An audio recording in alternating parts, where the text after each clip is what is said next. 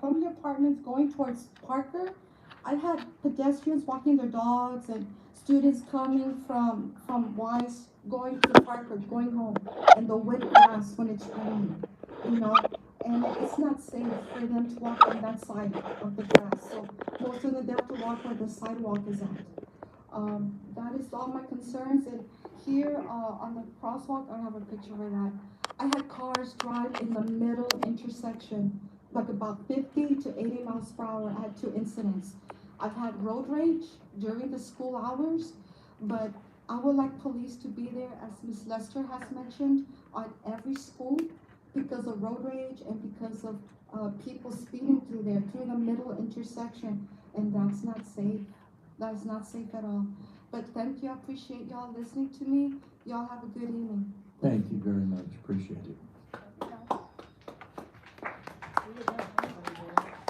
Eugene Lewis. Eugene?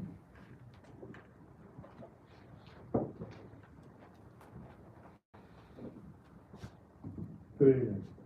Good evening. Some of you I know, some of you may know me.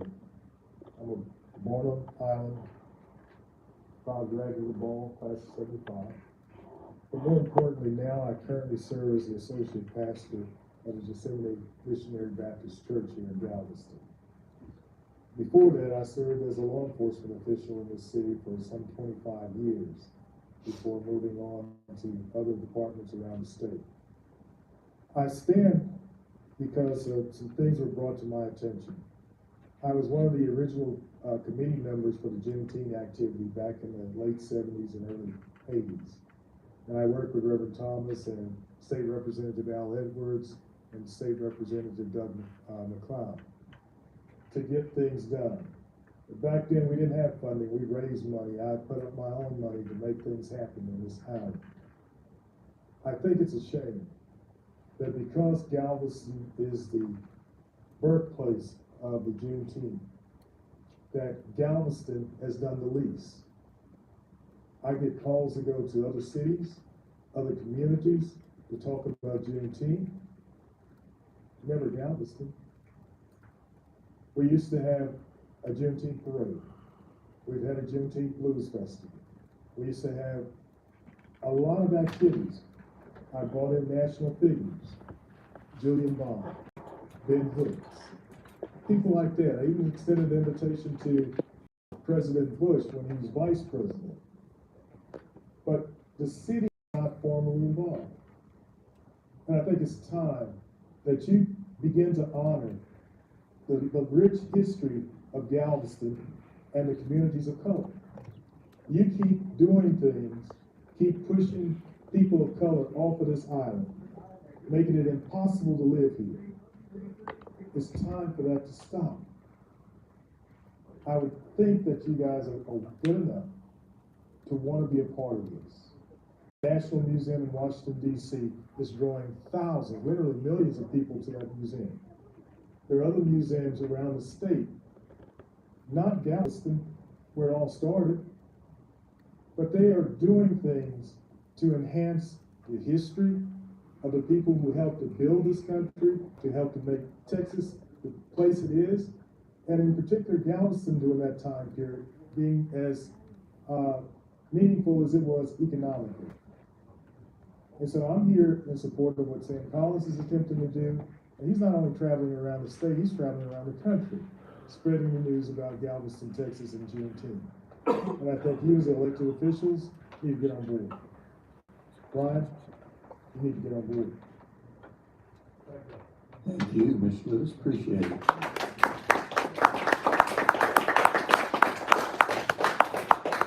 Jackie Cole, Jackie.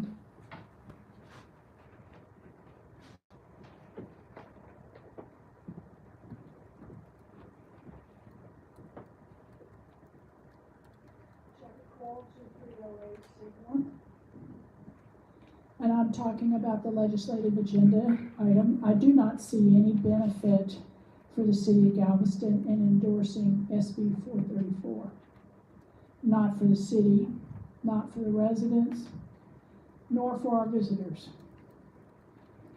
It's said that SB 434 won't change the Open Beaches Act, but no matter how many times that's said, doesn't make it so, because this will change it. If it wouldn't, why is it filed? The Open Beaches Act was passed in 1959, but had to be amended in 1991 to address fiction between beachgoers and property owners. The 1991 Texas state law codified the easement boundaries. The boundaries were based not on politics, not on wealth, not on developers' desires, but on Mother Nature, on tide lines and the line of vegetation.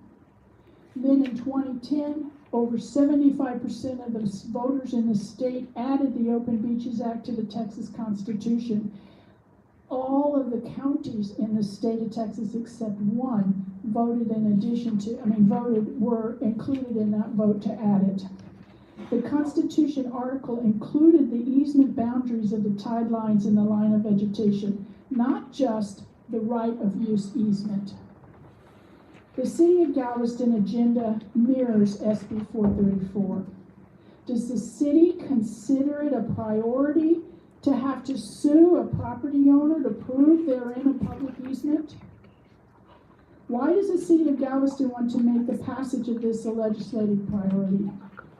The city attorney said this morning that it could potentially open the city to liability with permitting issues.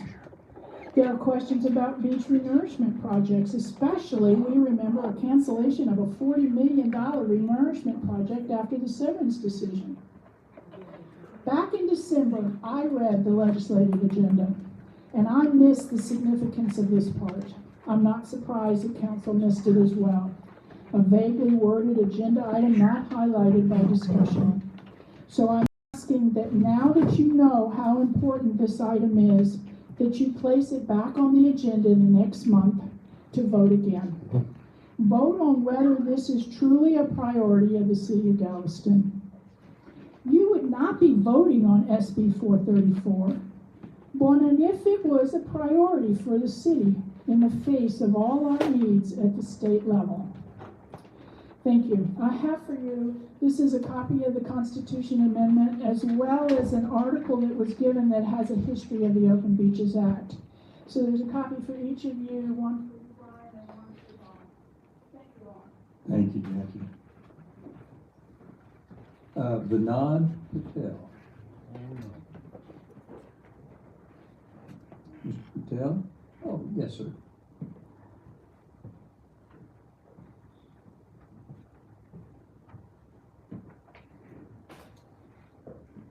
My name is Vinod Patel.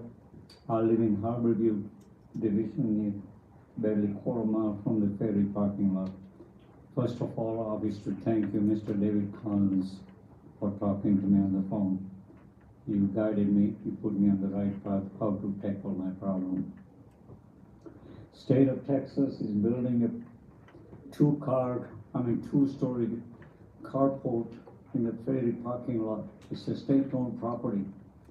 When I questioned 3 weeks ago that our home, which sits on the wooden pylons, is shaking up and down. Nobody listened to me. 4 days ago, I walked over there and talked to the contractor, and he says he's got work order, he's gonna go according to work order. And I'm saying to myself, I have done my jobs according to the work order in the nuclear submarines, but I'm gonna do what I can, and this is what I'm gonna do. I'm sorry, I'm not gonna insult anybody, and I'm not gonna be violent. My former employer, last few days, has been coming every day, and I told him, don't call me, come in front of the house, not honk your horn. If I want to talk to you, I'll talk to you, otherwise I'm not gonna talk. They counseled me, and they've told me clearly, no violence. Don't take any drastic decisions against the state of Texas or the ferry. Yes, I'm going to follow what my former employer tells me, but my problem is this. I've been talking to the city, I've been talking to various other city employees, and what I found was 4 days ago, 2 policemen came in my house. I told them, come on in, I want to document, I want to report. Of the 2, one nearly fell down, and he said, I can see the house shaking. The house shakes every time they're driving the pylons in the ground. When my house was being built way back in 2010. I made Turner Corporation drill the holes, pour the concrete, and then put the columns. I was there for 2 years, and I got the house built according to the way I wanted. Why can't Texas State do that? Number two, did they pull any permits? They knew very well that when they push pylons in the ground, they're gonna hurt within quarter mile or 3/4 of a mile around there, the home's gonna shake. What do you call, the foundations have started cancer. Maybe within 2 weeks or 3 weeks or within 2-3 years, those foundations are gonna crack. Those homeowners are gonna have problems. I'm just here to let you know that this has to be addressed. They should have pulled the permit. They should have told the local residents in my area. I talked to every one of them, and they said, "You're right." They said, let's go with a clipboard and sign a petition. I said, "No, let's wait and see what the city will listen to me. If you wanna listen to me, fine. But I tell you what, if my poor wife gets hurt, then I will take reprisals. I'm sorry, it's not a threat, that's my decision. I will not hurt anybody, but yeah, I will come out in a very big way. Okay. 37 designs on the nuclear submarines, I make my money, I have money, but I use my money wisely. United Way recognized me just now, a little outside who I am. Okay. Thank you, Mr. Patel, I appreciate that. No, most of my money goes to the Catholic charities here in this country, Sacred Heart, and up in the Philippines, and in India too, where I come from. Okay. I have 60,000 acres of land in Uganda where I do my experimental things. Right now, I have made drones out of the vacuum cleaner motors. I made drones. And I experimented in Uganda because I could not trust anybody in this country. I understand. My Thank you, question sir. is there something going to be done? Why were the permits not pulled? Why were the tenants not told? And in spite of the state knowing that when you push pylons in the ground, you're gonna hurt people, why did they stop? Yes, sir. What happened? Mr. Patel, our city manager has taken that information. Thank you for that. I appreciate it. One more thing. Well, your time is up, sir. Apart from that, it's my own house. When are you guys going to do about the elevators? They have not been installed according to code. Most of them are rusting, and 2 of the homeowners died. They had a heart attack on the elevator, and they died. Mr. Patel, So feel free you guys need to do to something about contact those me about this elevators, again. huh?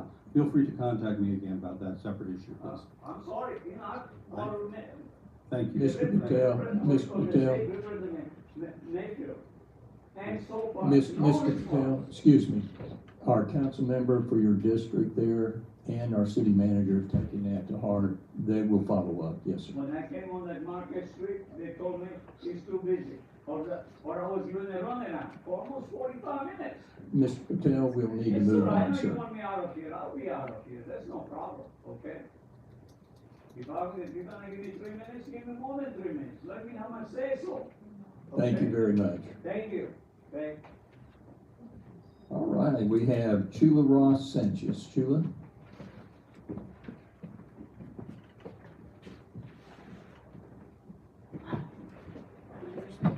All right, Chula. Is it on? Is it on now? Okay. Sheila Ross Sanchez, 9111 Teichman Road. Well, following Jackie's always a difficult thing to do, but I'm here for the same thing on the legislative agenda and the wording. And I realized that the wording was included actually before the Senate bill got its number, 34. So we were ahead of the, presentation of that bill to the committee, and it's in the Natural Resources Committee now. And I listened to the workshop this morning, and I wrote something out. I guess I'm not sticking to my script, but I think that it's such a confusing bill, and I think that very few of us really understand if any of us. And I've been following it since, I don't know, for a couple of weeks now, but I just can't see that if it's not gonna do hardly anything to the Open Beaches Act, why do it? Why stick our necks out for it? We don't know what it'll do to the city. We certainly don't know what it'll do for beach renourishment projects. It's not clear. it could be a liability. We just don't know. And what I do foresee is it'll change a relationship with beachgoers, a few frontline homeowners, our tourist industry, the state, the city of Galveston, the whole island.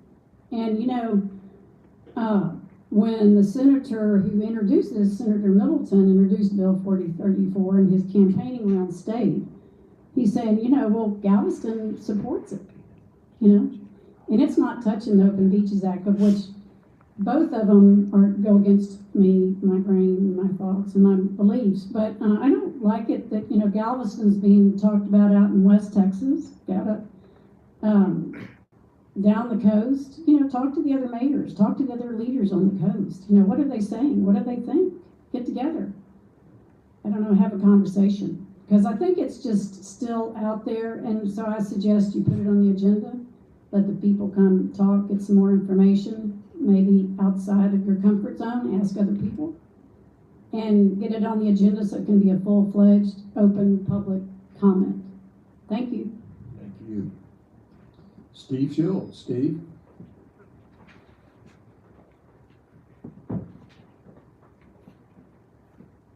Hard to follow them.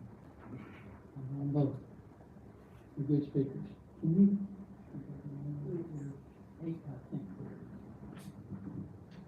I live at 26 Lagoon Court, which is on the pictures you're about to see, 4 lots down from the bridge on the canal that goes into Harbor Feet. I am the secretary to the board for Harbor Feet Property Owners Association. Unfortunately, I've probably been president of that organization 20 times in the last 27 years. What happened, and I gave you the pictures first, is one of our board members said, did you know that the bulkhead under the bridge was failing, or it appears to be failing? I said, send me some pictures. I gave the pictures to Marie, since she's our council rep, asked her to check on it. While we were in the presence of mind to check on that, she mentioned that there was going to be some conversation on the proposed boat ramp next to that bridge. And I'm not going to throw him under the bus, but I'm going to throw him under the bus all at once. When it came to light, Brian came, as we always asked every year at our annual meeting, to have the city manager, the mayor, police chief come and tell us what's going on with respect to our area. Brian said that's been applied for, and it's only for non-motorized watercraft. September 20th, I think, of 2022,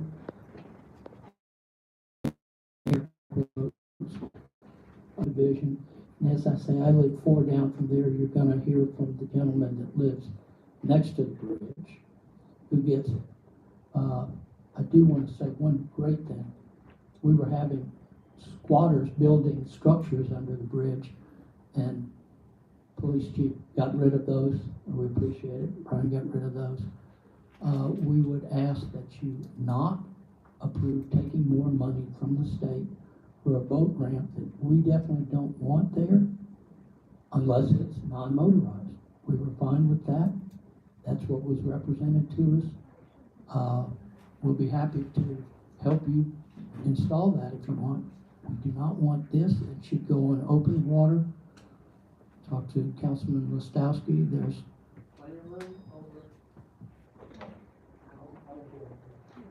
Thank you, Steve. Yeah. Thank you very much. Ellis Pickett. Ellis?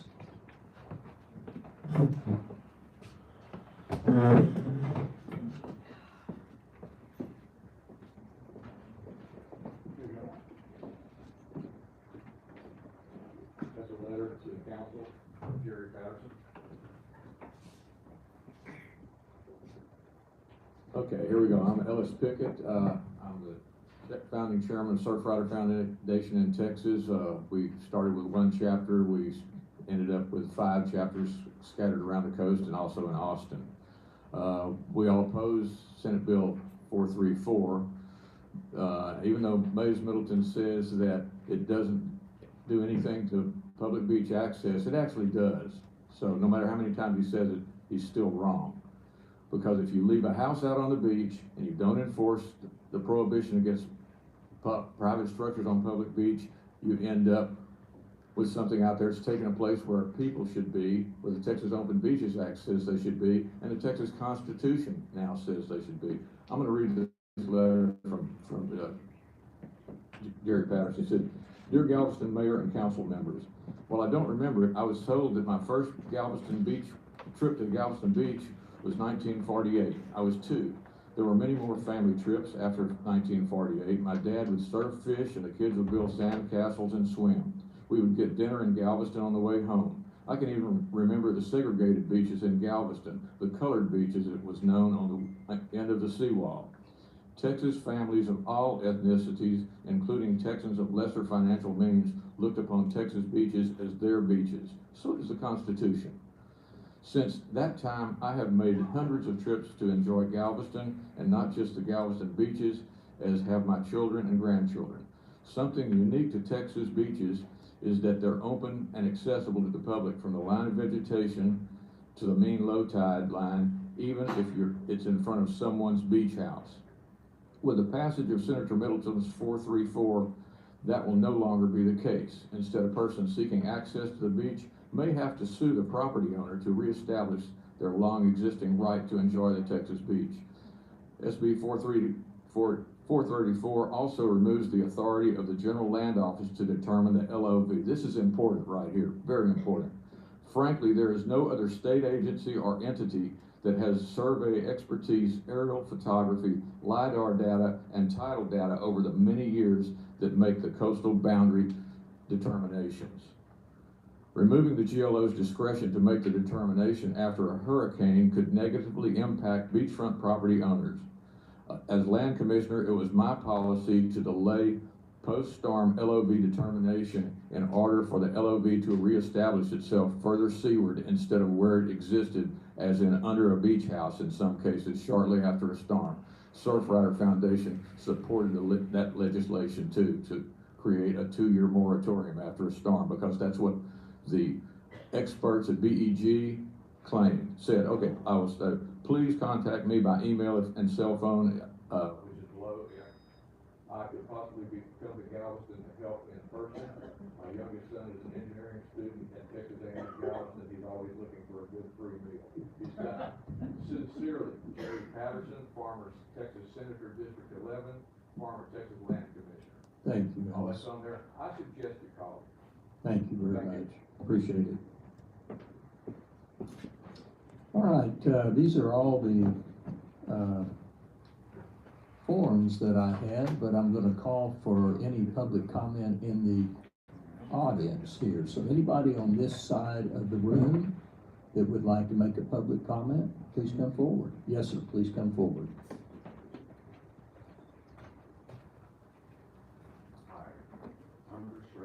I have a property at 12012 3005. I was working late one evening and noticed a police officer was parked in the private access at the end. We've had some problems with vandalism and theft back in there, so I went to ask him what was going on. I always videotape my interactions with the police, especially here in Galveston.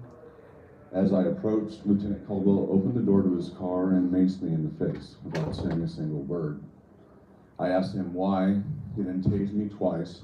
I turned my back to him for protection. He kicked my legs out from underneath me and pounded my head into the crushed asphalt that I paid for and maintained with my equipment and time. After the assault and being thrown into the back of the car, he informed me that I was publicly intoxicated on my property with only he and I present. On February 14th, a similar incident occurred, and reasonable articulable suspicion does not seem to be something that our officers are concerned about when imprisoning people. While in custody, I spoke with other people who had been arrested for PI who were, in my opinion, not intoxicated, but also not given a breathalyzer, a blood test, both of which I have asked for and been denied. When going to jail, you're when released, your court date is set within like 4 days. It's the next Thursday. A lot of people aren't able to get off. They don't let you reschedule, at which point you can easily end up with a warrant, and taking time off of work at that point, you're jeopardizing your job. And now you've already put out a couple $100 to get out of jail, so people are pleading guilty to things that they haven't done for the simple fact that we're not setting up a system where they can even defend themselves against this. We've seen with the SWAT team and some other things that have happened here that there are elements of our police department that are letting things go and not sticking up for what's right or honoring their oath. I'd really like for us to get together and start looking at what we can do to kind of rein some of this stuff back in. When asked to identify, most GPD won't. As per 1027.8 of their code, they're supposed to hand you a business card, which I think is completely reasonable. Please look at Galveston Island Transparency on YouTube. You can see my arrest and some of my work in other communities. And reach out to me. Let's fix some things. Thank you. Very good. Are there anyone else on this side of the room that would like to make a comment? Yes, come forward. Thank you, Mayor, Council, staff, for having me tonight. It is an honor and a pleasure. I was not born on the island, but don't blame that on me. That was my parents' decision. I spend as much time as I can on the island these days, and I appreciate the work that y'all do. 2 words stood out to me in Father Thomas's prayer. Those words are love and care. As a former council person in a small city a little bit north of you, I know that council people put a lot of love and care into the work that you do. It's not an easy job. You have to make sometimes difficult decisions, so thank you. The reason I'm here tonight, I want to speak in favor of the approval of 11A as a consent item. This is a resolution in support of the abolition of the county treasurer's office. I am the elected county treasurer in Galveston County. As many of you know, I ran very openly and transparently on the merits of eliminating the office, but in order to do so, it takes a constitutional amendment. We have Galveston County, Kemah, League City, Clearly Shores, Friendswood, Dickinson, Santa Fe, Hitchcock, Bayou Vista, Jamaica Beach, Tiki Island, and Lamarck have passed the same or similar resolution at their council level, calling on the state legislature to allow the voters to decide on the issue once and for all. If successful at the state level this session, it'll go on a ballot in November, and then voters will have an opportunity to vote to decide on if we want to be the 10th county in Texas to do away with the elected county treasurer.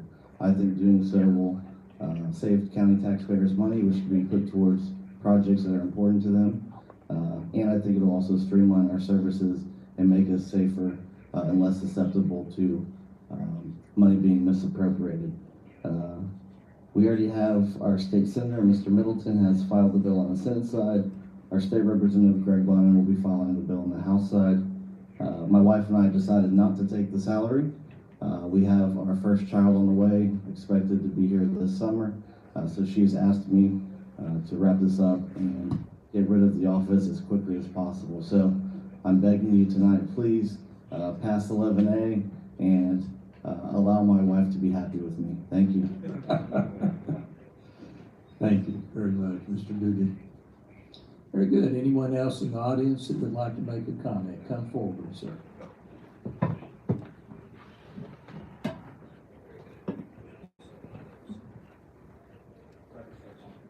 Yes, sir.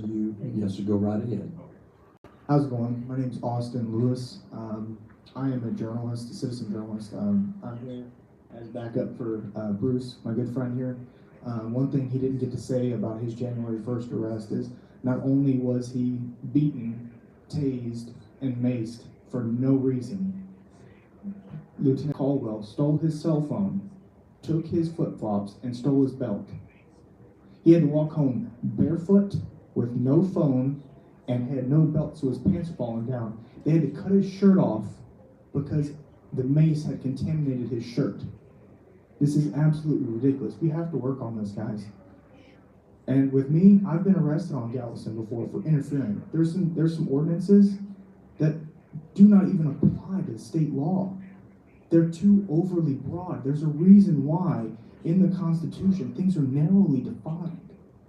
There's a reason why we have narrowly defined laws so that you can't just objectively go around and say, oh, well, you know, that guy's playing music while I'm on a traffic stop. I'm gonna arrest him for, I'm gonna arrest him for interference, or that guy's walking down the sidewalk, as Bruce did on the 12th of February. He was walking down the sidewalk videoing, nothing stopping him from walking down the sidewalk other than a cop saying, stop, back up. And when they said stop and back up, he did. But he was walking down an open public sidewalk. This is what is wrong with policing nowadays. We need to come together as a community and as people and rein these officers in. Because I was down in the Strand last weekend, the last weekend of Mardi Gras, I believe it was Saturday, at about 3 o'clock in the morning. There was a bar fight, huge bar fight, and about 15 people went to jail for public intox. There was a probably 120-pound young woman who was the victim of a violent assault, had several teeth knocked out. 2 grown officers, after telling her to calm down, calm down, calm down, she just got the crap beaten out of her and teeth knocked out of her head, used pain compliance, and arrest her for public intoxication. Now, I don't know how you would feel, but if that was my daughter, I would not be here right now. I'd be doing something bad, okay? Because you're not gonna hurt my daughter after she just got beaten, all right? And I assume most of y'all are parents up here. Guys, this is wrong. There was a guy who tried to stop the bar fight and pull people off of each other and got arrested for public intox. His name is Zane. He couldn't be here tonight, but he has been arrested for public intoxication. When he dropped his bike, he thought he kicked his kickstand out, dropped his bike to go run and stop people from beating on each other as this spilled out into the sidewalk. This is absolutely ridiculous. Check out my channel, Good Citizen News on YouTube. You will see the bar fight as it spilled out and as it happened. Guys, thank you so much, and please reach out to me. My email is goodcitizennews01@gmail.com, goodcitizennews01@gmail.com. That way you can get a hold of me, and I would love to talk to you all about some of the things that I've seen in Galveston. And I would just love to have some fun call. Thank you very much. Appreciate it. Very good. Anyone else in the audience like to make a comment? Yes, ma'am. Coming. Well, Rwanda, we had a lady behind you, and let's have Rwanda go first, and then you can come right up. Yes, ma'am. Good evening. Good evening, Mayor Craig Brown. I am coming up here. Sam Collins and Eugene Lewis, who got up and spoke, in 2016, they were nominated as Men of Purpose. I stand behind them. I stand behind what they stood up and said to you. Last month, I said some things and I asked the council marinate on it. I did say something is wrong with the picture.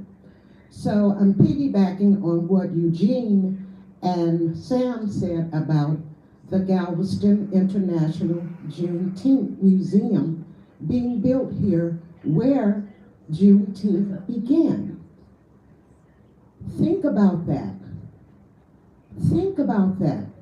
There's nothing wrong with having an international museum here on this island. But like Sam said, the ball keeps getting moved. You need to think about that.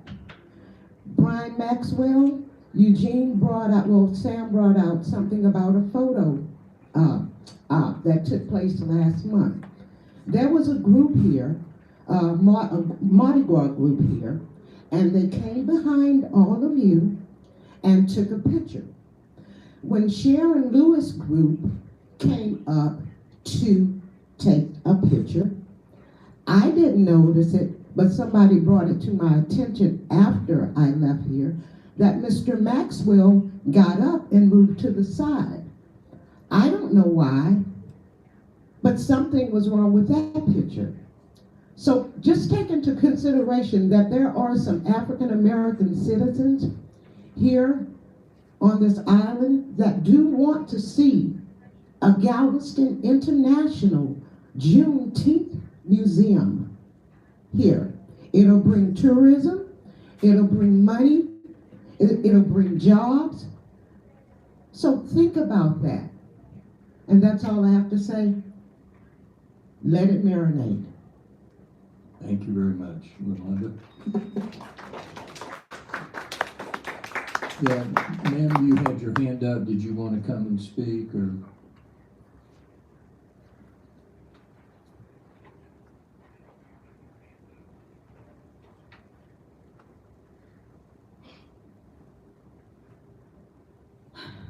Well, good evening, Counsel of Galveston. My name is Sabrina Young. I'm the daughter of Maria Sarah Young, who's a crossing guard at Wise Middle School. I do have some concerns about the safety and about the students there too. There was something that my mom forgot to mention. Every time when my mom goes to Wise Middle School, like around like 6:30 in the morning, once in a while she would see like red wolves, maybe like one or two of red wolves wandering around at Wise Middle School. And she is concerned about that because she told me that one of them was like injured or sick, and there was like also another one that was like wandering around. She was also afraid that if the red wolves were to be spotted around Wise Middle School, she's afraid that someone could get attacked or hurt because some red wolves, they may carry the rabies disease, and we don't want anyone to get affected. And my mom thinks that they need to be controlled or maybe monitored by their population numbers. And another concern that I want to address is that once in a while I'll go with my mom at work whenever the kids get off at school. Every time when I see my mom helping the kids or any other type of passengers going back and forth between the apartments and Wise Middle School, there were like numerous times, or maybe often or a few times, where I would see people like almost get run over by cars or trucks by drivers who refuse to stop. So I really highly recommend that the City Council of Galveston take this safety on both the passengers and the drivers seriously for major safety concerns, because I would rather have someone get across the street safely than to experience a road rage driver who has no intent of stopping and just run over that person. I'd rather have the city of Galveston save a life than have someone be killed and have a broken chordata. And by chordata, I mean prevent backbone pain and death. And also for that, I highly recommend that we take the safety for crossing guards and for the police to be more involved into the safety for all schools. And that's all I have to say. Thank you. Thank you very much. Appreciate it.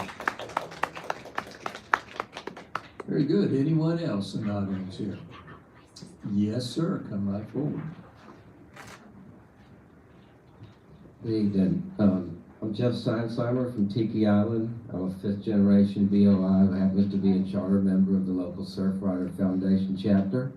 I'm here to speak on Senate Bill 434. Thank you guys for your countless hours of your time and energy you give to our community. Congratulations on a great Mardi Gras. Brought out the best in Galveston. My niece was a Momus Duchess. I did every 2 black tie balls, every parade that other than the one during the Momus parade, and even marched in the umbrella parade. So anyway, this morning's added workshop agenda concerning the Senate Bill 434 was for quote-unquote clarification. And that meeting, my friends, was far from a clarification. He couldn't clarify the bill or the city's position on the bill. One thing it did clarify for me came right from the mayor's mouth. The bill is worded unbelievably complicated. Another important quote was from Councilman Collins, stating that the way it's described to him now is not what he thought. Thank you for your courage, sir. To which Councilman Rob replied, I know what we thought. Y'all made excuses for why the bill didn't pass the House last session, and you speculated over whether the Senate would have even taken up a similar bill. It ended up so unclear that you decide to move it back until you do more research.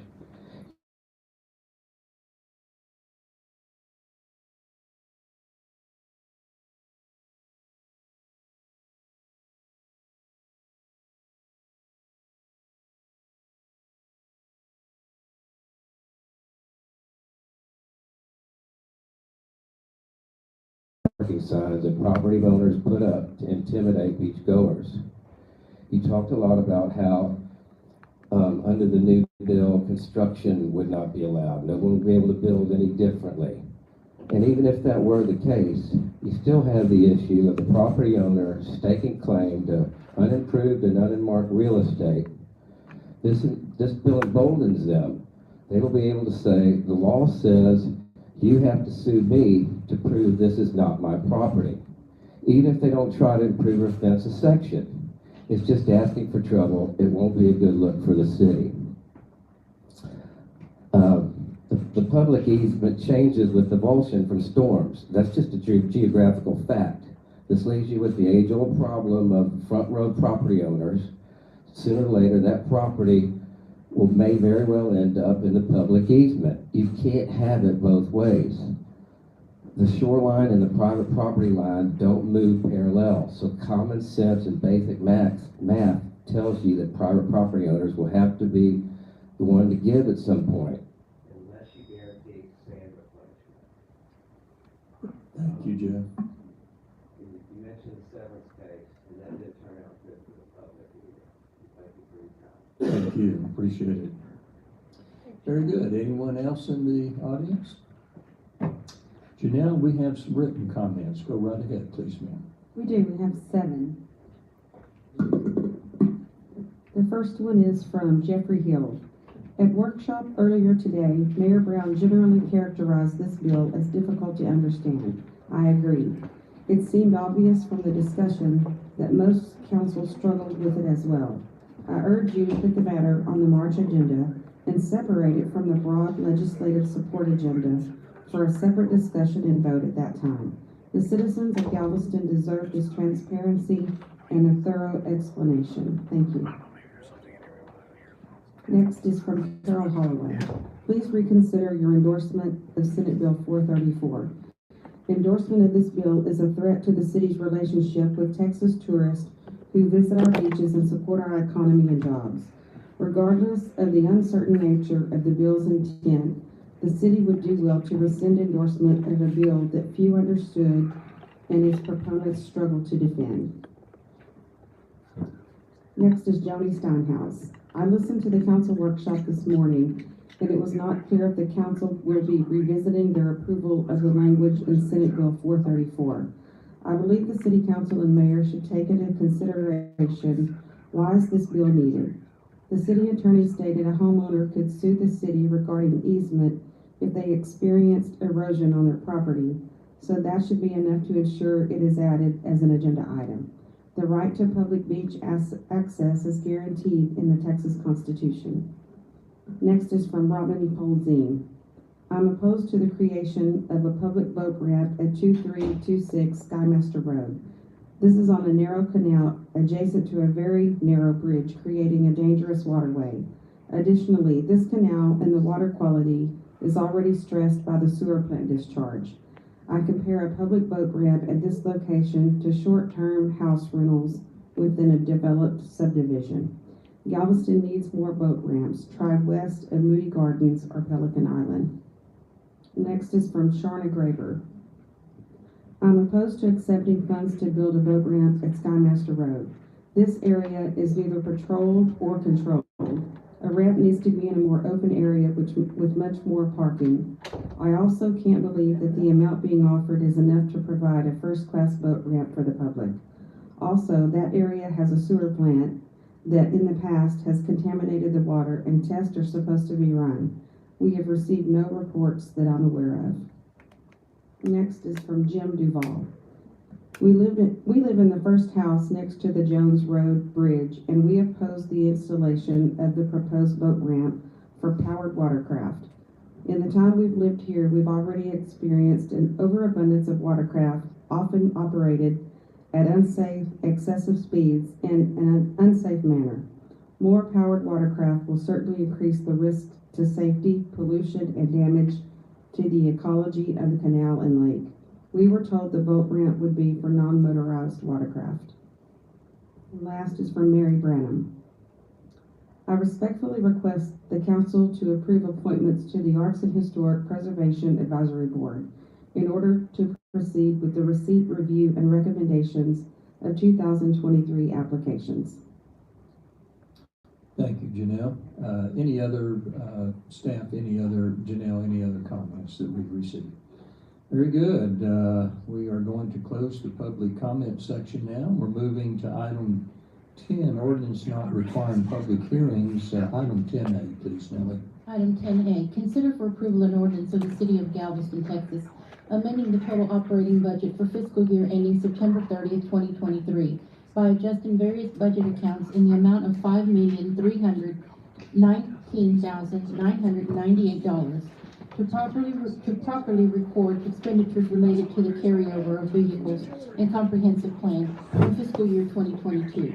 Disbursement of civilian compensation adjustments, including $983,249 transferred from one general fund department to another general fund department without increasing the general fund budget in total, and correct amount of property tax levied and delinquent tax amount for the Rosenberg Library as required by the city charter and interlocal agreement, making various findings and provisions related to the subject and providing for an effective date. Mike Lofton, our Finance Director. Mike? Thank you, Mayor. There's three simple purposes behind this amendment to the adopted budget.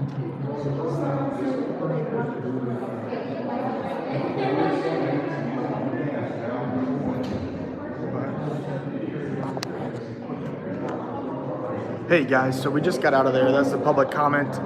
We were a little late today. We were running back from a video we were doing in Seabrook. So kind of find a place to talk.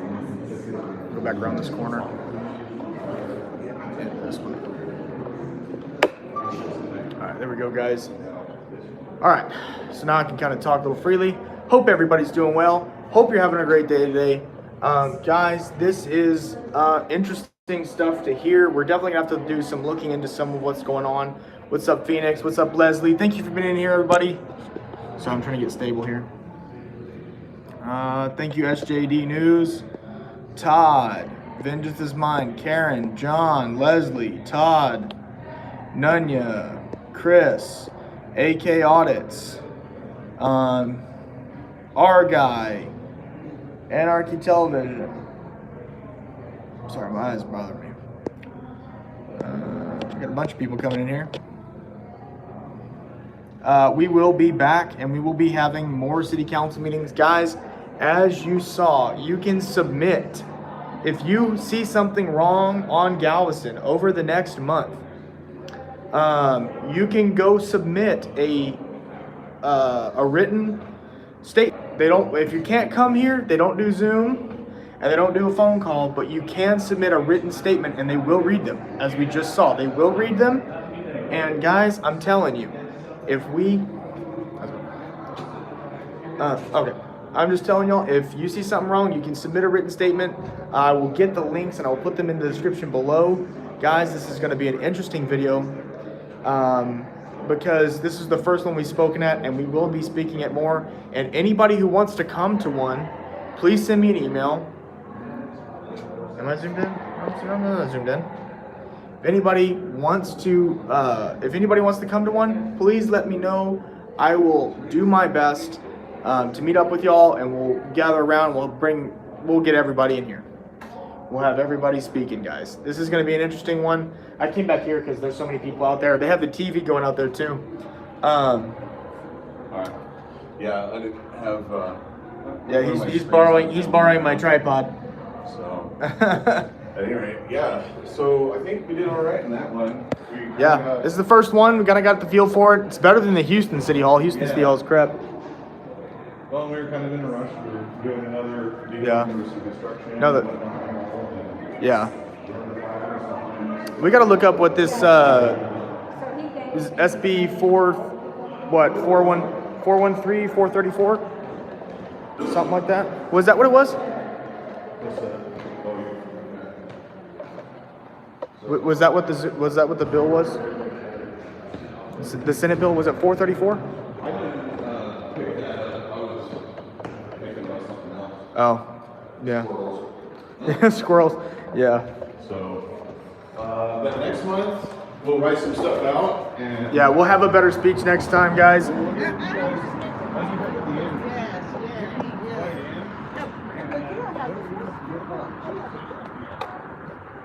And you can have a statement if you want in Galveston City Council.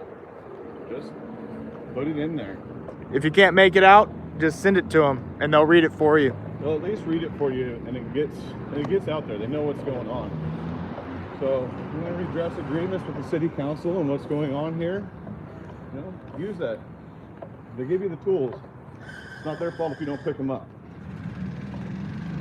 Sir, please stop filming me and putting that camera in my face. Sorry, sir. Oh, You man. one of them citizen journalists? Are you one of them photographers? Always fucking with the police? Always fucking with the police. Oh, you know why? Yeah. Fuck the police. Shout out to Clear Lake Community Watch. But yeah, guys, I would say overall this has been a fairly good meeting. Yeah. I mean, they seem pretty receptive.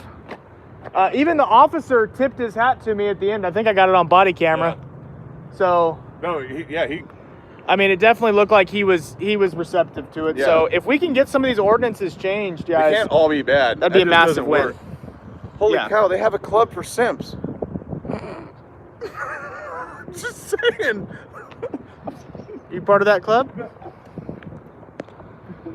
your girlfriend tells you what to do. Don't let you out on the weekend. That's a shrimp club. This club's for you. Cause you just simping. Yeah, shimping and stuff downtown. God. What's up, Phoenix? Yeah, guys, this is going to be an interesting next few months. I mean, we got March. They do one a month. But I want to go to this. I think this is a great introduction. They now know what we're going to be there for. There's no doubt about that. And by the looks on their face, a couple of them were kind of shocked, especially shocked. when I brought up stuff that happened. Yeah. When he started talking about them being maced, I hope I got their facial reactions, guys. Because when he said that he jumped out, he got maced, tased, and beaten. In my own property, I saw a couple of them make eye contact when I was like, I paid for that road. I maintain that road with my equipment. Yep. And I got my ass beat on it. Not okay, yo. Yeah. And then when I brought up the fact that they stole his phone, they took his belt, take his flip-flops, and he didn't have anything. So he had to walk home barefoot without a belt, so his pants are falling down because he's a bigger guy. He's trying to lose some weight, So, no. But yeah, guys, this 2 pounds every morning. Yeah, he loses 2 pounds every morning in the bucket. If you don't know who he is, you don't understand what the bucket means. But yeah, in the bucket. Straight to jail, guys. Thank y'all so much for tuning in. I hope you'll have a beautiful day today, and I'll see you guys on the next one.